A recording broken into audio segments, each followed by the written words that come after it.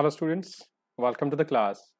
Myself Dr. Dishant, class 9th that will relate to the equations of motion. एक छोटा सा overview ले लेते हैं कि हमने इस चैप्टर में कुछ ऐसी कैरेक्टरिस्टिक स्टडी की है जो आज हम यूज करने वाले हैं। आपके प्रीवियस चैप्टर्स में जैसे आप लोगों ने देखा कि हम लोगों ने स्टडी किया है कंसेप्ट ऑफ डिस्टेंस, displacement,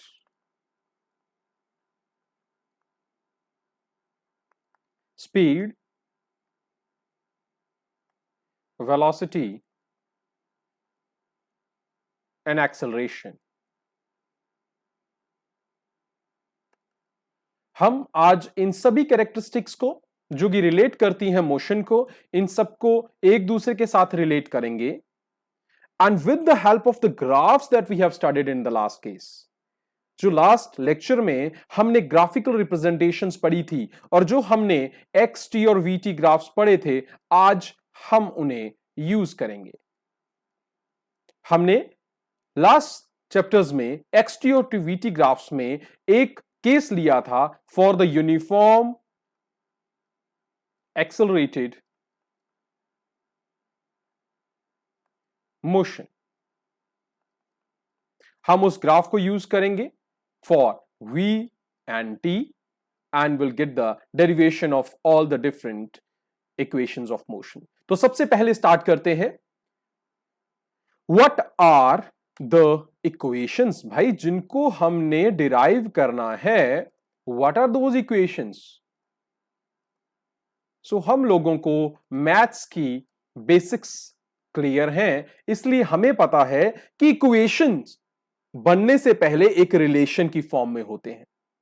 तो यहां पे अगर हम मोशन को डिफाइन कर रहे हैं तो यहां पे रिलेशन होगा उन सभी कैरेक्टरिस्टिक्स का, उन सभी वैल्यूज का जो कि मोशन को डिफाइन करने में काम आती है। जिस तरह से हमारे पास डिस्टेंस डिस्प्लेसमेंट है,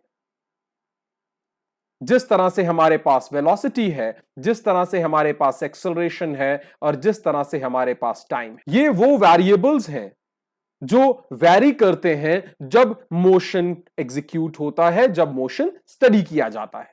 तो इक्वेशंस ऑफ मोशन वो रिलेशंस हैं जो इन सब के बीच में हैं, taking few at one time. इनमें से कुछ को जब एक दूसरे से रिलेट किया जाता है तो एक इक्वेशन ऑफ मोशन बनती है। जैसे कि मैं पहली इक्वेशन ऑफ मोशन आपको बताता हूं कि पहली इक्वेशन ऑफ मोशन जो है आपकी, that is velocity time relation. That is the relation between velocity and time. Velocity और टाइम, जब वेलोसिटी की बात करते हैं तो दो छोटी छोटी टर्म्स हमारे सामने आती हैं, that is initial velocity and final velocity. तो वेलोसिटी मींस इनिशियल भी हो सकती है, फाइनल भी हो सकती है। इनका रिलेशन जब टाइम से निकालेंगे तो हमारी पहली इक्वेशन बनेगी। अगर हम कंसीडर करते हैं कि स्मॉल v जो है that is your final velocity, that is your final velocity and small u is your initial velocity. अगर ये वेलोसिटीज जो हैं ये फाइनल और इनिशियल हैं और टाइम t है आपका, जो टाइम इंटरवल आप स्टडी कर रहे हैं इन वेलोसिटीज के चेंज होने में, that is t. Now this equation is represented by v is equal to u plus at.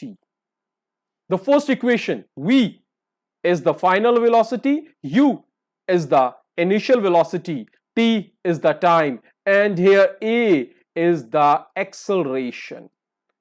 It is the acceleration of this motion. Done? ये थी आपकी पहली इक्वेशन। अब दूसरी इक्वेशन की जब हम बात करेंगे तब हमारे पास पोजीशन या जिसे आप कहते हो डिस्टेंस या डिस्प्लेसमेंट टर्म आ जाएगी। So second will be your position time relation.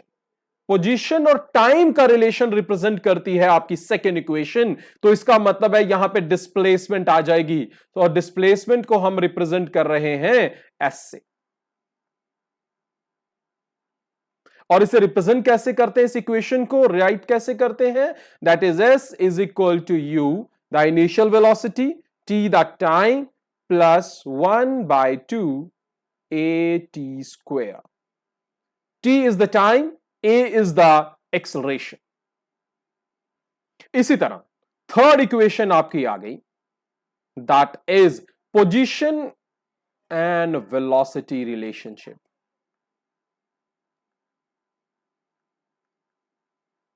Position और वेलोसिटी की बात कर रहे हैं अब हम।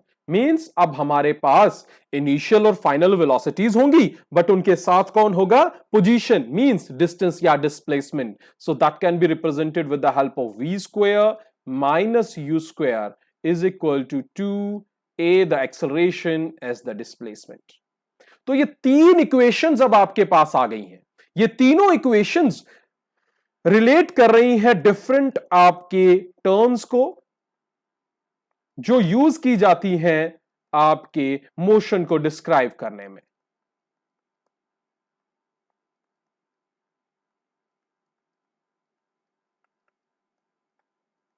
अब हम लेंगे ग्राफिकल रिप्रेजेंटेशन, एक ग्राफ रीराइट करेंगे, रीड्रॉ करेंगे, और उस ग्राफ की हेल्प से इन तीनों इक्वेशंस को, whether it is v is equal to you plus A T, whether it is s is equal to U T plus half A T square, or it is v square minus u square is equal to 2as.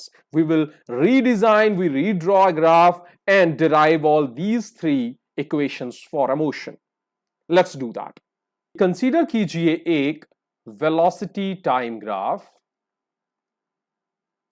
Velocity time means vt graph. किस case के लिए लेंगे? For uniform acceleration. Uniform acceleration means आपकी acceleration की value जो होगी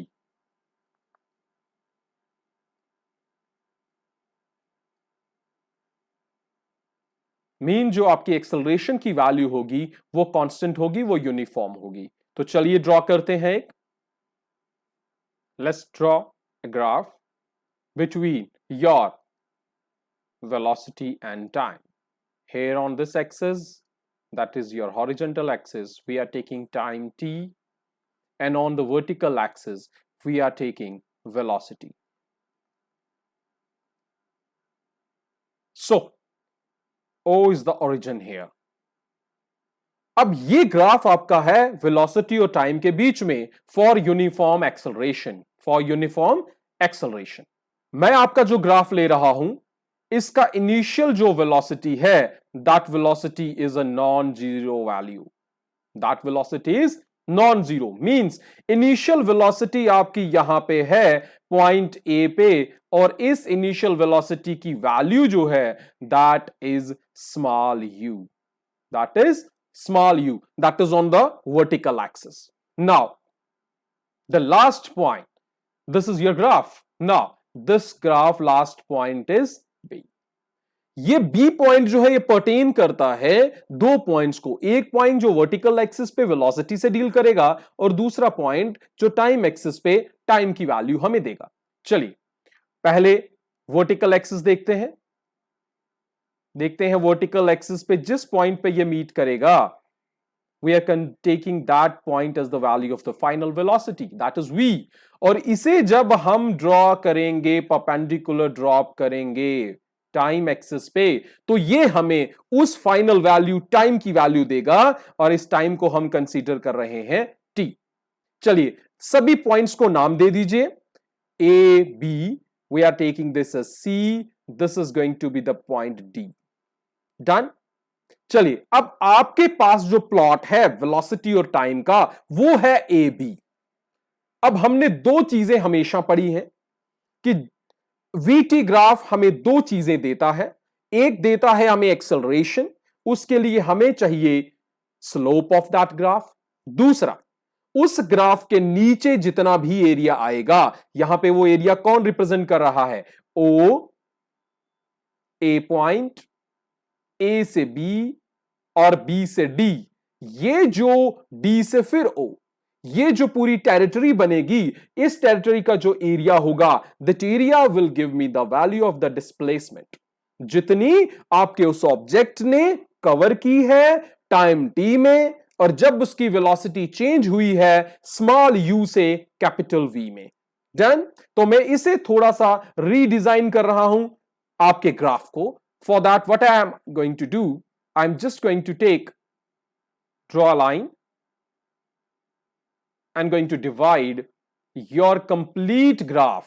अब आपका एरिया जो है इस पूरी वैल्यू का, इसकी बाउंड्री को मैं व्हाइट कर रहा हूं। Done. So you are having now the graph with an area A B E D O. What is that? A to B to E to D to O, and this is what? This is a trapezium। This is a trapezium। इस ट्रापीजियम में parallel side कौन सी है? OA, और दूसरी parallel side BD। एक AO है और दूसरी BD है, और इनके बीच का पैरेलल लाइंस के बीच में परपेंडिकुलर डिस्टेंस कितना है? OD। कितना है? OD। और इस OD को किसके इक्वेट कर सकते हैं हम? AE के इक्वेट कर सकते हैं। डन। अब कुछ जो वैल्यूज इस ग्राफ में है वो पहले ही हम रीराइट कर लेते हैं, ताकि हमें बाद में उसकी जरूरत पड़ेगी तो we are going to directly use them. Let's do that. पहली वैल्यू जो मैं मेंशन कर रहा हूं, that is O2D। That OD is equal to its parallel counterpart, that is AE। और ये किसकी वैल्यू दे रहा है? ये दे रहा है टाइम की वैल्यू। किसकी वैल्यू दे रहा है? टाइम की। कितना? जो O से D तक हुआ है, और वहां पे कौन सा पॉइंट मार्क है? T। तो ये डिस्टेंस, ये डायमेंशन कितनी होगी? T सेकेंड्स में टाइम हो गया। So OD is equal to AE, और दोनों किसके बराबर है? T टाइम के। बात समझ आ गई यहां पे? अब इसी तरह पैरेलल लीजिए, OA किसके बराबर है?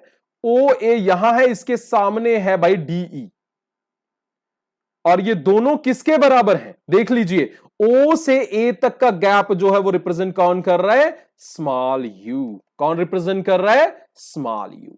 अब इसी तरह वर्टिकल एक्सिस पे चले जाइए, O से C, O से C किसके बराबर है? O से C उसके बिल्कुल सामने चली जाइए, B to D, ये दोनों किसके बराबर हैं? स्मॉल v के बराबर हैं। किसके बराबर हैं? स्मॉल b के बराबर है। अब A to C चले जाइए, A to C के बिल्कुल सामने कौन है? B to E। अब इसे ध्यान से देखना, A to C और B to E, यहां पे ध्यान से देखो, ये यहां तक का डिस्टेंस है टोटल, O से लेकर C तक है टोटल। उसमें से अगर OA निकाल दें, पूरे AC में से इतना हिस्सा अगर निकाल दें, तो पीछे बच जाता है AC। किसके बराबर बच जाता है? AC। टोटल कितना है? V। नीचे वाला ये वाला हिस्सा कितना है? U। इसमें से अगर उसे निकाल देंगे तो हमारे के पास क्या बच जाएगा? We will get that value। Done. तो हमारे पास बच गया V माइनस U। AC किसके बराबर हो गया? This is V minus U। तो ये आपकी कुछ टर्म्स थी जो अब हमारे यहां पे काम आने वाली हैं। सो चलिए अब हम डिराइव करेंगे फर्स्ट इक्वेशन। आपकी पहली इक्वेशन जो है बहुत ही आसान है। फर्स्ट इक्वेशन आपकी जो है, आपने क्या डिफाइन किया उसको? आपने उसे कहा कि वो वेलोसिटी और टाइम का रिलेशन है, और वो सिंपली कहां से निकल जाएगी? By just taking the slope of graph AB। और ये स्लोप ऑफ ग्राफ AB क्या देगा आपको? ये स्लोप ऑफ ग्राफ देगा भाई आपको एक्सेलरेशन। क्या देगा आपको? एक्सेलरेशन। और एक्सेलरेशन को हम रिप्रेजेंट कर रहे हैं स्मॉल a से। So that will be equal to slope. अब स्लोप निकालनी है AB की, तो हमने क्या पढ़ा है?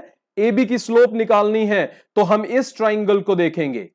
इसका वर्टिकल कंपोनेंट ले लीजिए, वर्टिकल कंपोनेंट है आपका इसका BE, डिवाइडेड बाय इसका हॉरिजॉन्टल कंपोनेंट कौन है इस ट्राइंगल का? That is AE। डन।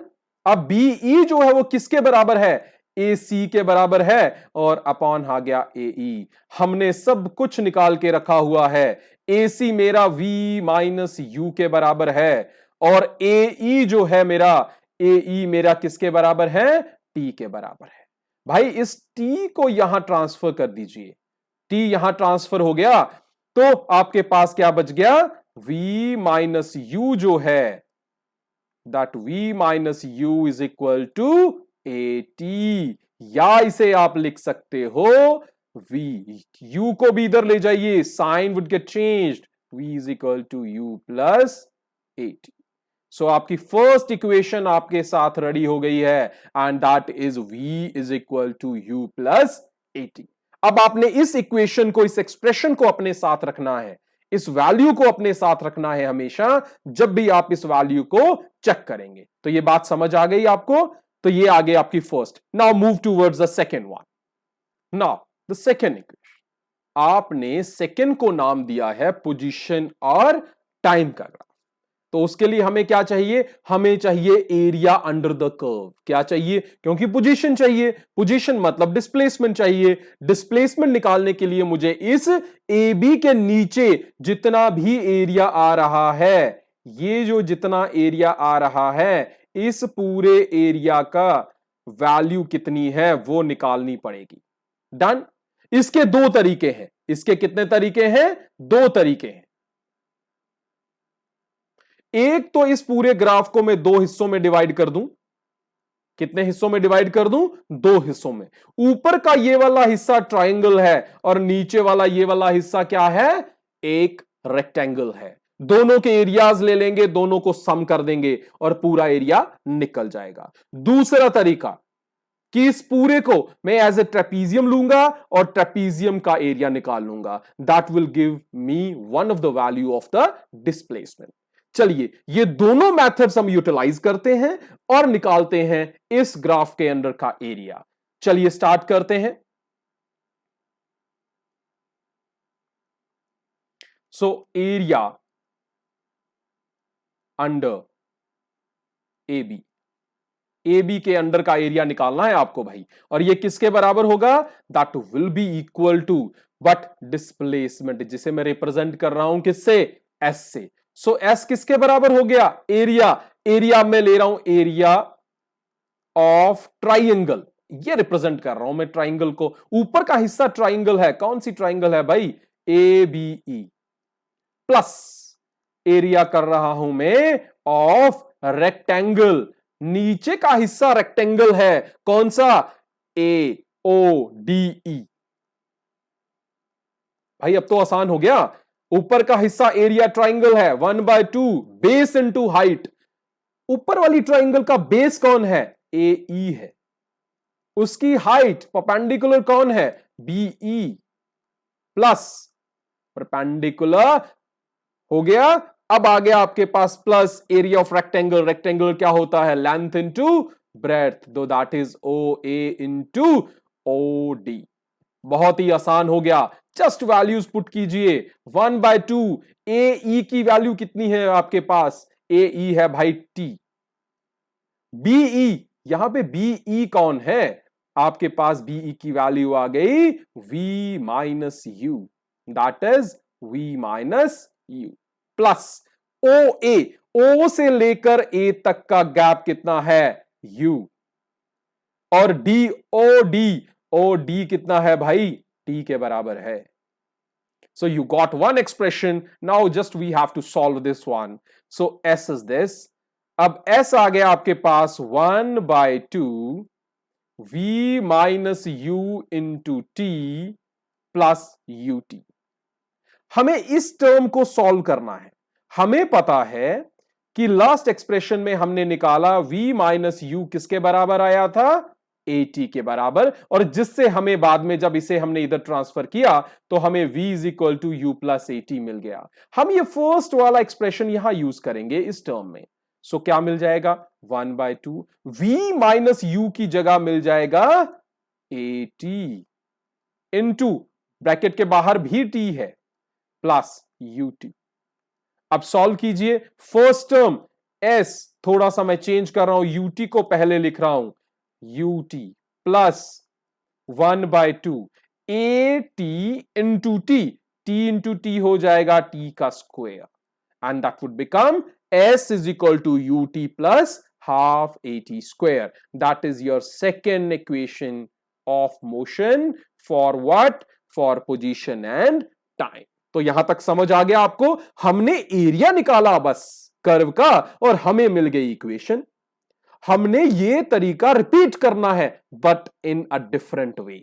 चलिए करते हैं, फिर से निकालते हैं एरिया अंडर द कर्व। अब मैं मेथड क्या यूज करूंगा? इस एस को निकालने का मेथड क्या यूज करूंगा? एरिया का फॉर्मूला, डायरेक्ट एरिया ऑफ ट्रापीजियम निकालेंगे।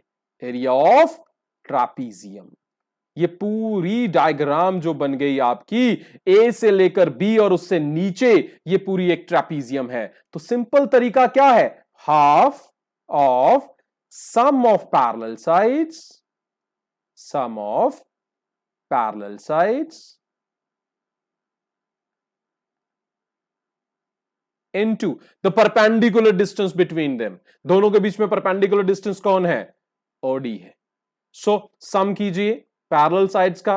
पैरेलल साइड्स कौन है? OA प्लस दूसरी कौन सी है? पैरेलल साइड दूसरी है भाई BD इनटू कौन है? OD। Just you have to solve with the help of the values we have already written here. So आपके पास आ गया 1/2 OA कितना है? U है, प्लस BD कितना है? V है भाई, U plus V into OD। What is value of OD? T है। So S is equal to U plus V, या इसे हम V प्लस U भी लिख सकते हैं। चलिए लिख ही लेते हैं, V plus U into T।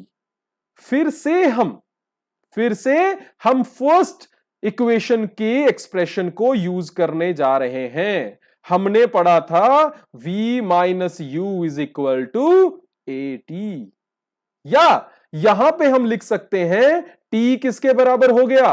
a को डिनोमिनेटर में ले आओ, v माइनस यू अपॉन ए। तो ये यहां पे इस t की वैल्यू में पुट कीजिए इसे। चलिए, तो s किसके बराबर हो गया? 1/2। बहुत ही आसान हो गया ये तो। v प्लस यू, t की वैल्यू कितनी आ गई? v माइनस यू अपॉन ए।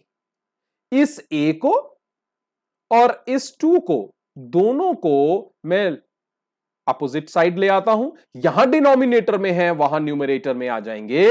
2 भी आ गया, a भी आ गया, s पहले ही था। यहां बच गया v प्लस यू और बच गया v minus u. It is same, a plus b, a minus b, तो क्या बन जाता है? a square minus b square. So ये बन गया v square minus you square is equal to 2as। तो भाई ये क्या है? ये है आपकी थर्ड इक्वेशन जो रिप्रेजेंट कर रही है वेलोसिटी और डिस्प्लेसमेंट, या वेलोसिटी और पोजीशन के रिलेशन को। तो स्टूडेंट्स, इस तरह से आपने अपनी तीनों इक्वेशंस को ग्राफिकल मेथड से निकाल दिया। फिर से देख लेते हैं कौन कौन सी इक्वेशन आ गई आपके पास। v is equal to you plus A T, s is equal to U T plus half A T square, और थर्ड आपकी आ गई v square minus you square is equal to 2as। ये क्या है? वेलोसिटी और टाइम का relation. ये क्या है? पोजीशन और टाइम का रिलेशन। ये क्या है? वेलोसिटी और पोजीशन का रिलेशन। आई थिंक आपको ये समझ आया होगा। चलिए, आज का लेक्चर इतना ही रखते हैं। मिलेंगे नेक्स्ट क्लास में, जिसमें हम कुछ और रिलेशंस के बारे में पढ़ेंगे और निकालेंगे एक्सरसाइजेस के कुछ question. Till then, thank you, goodbye, enjoy physics.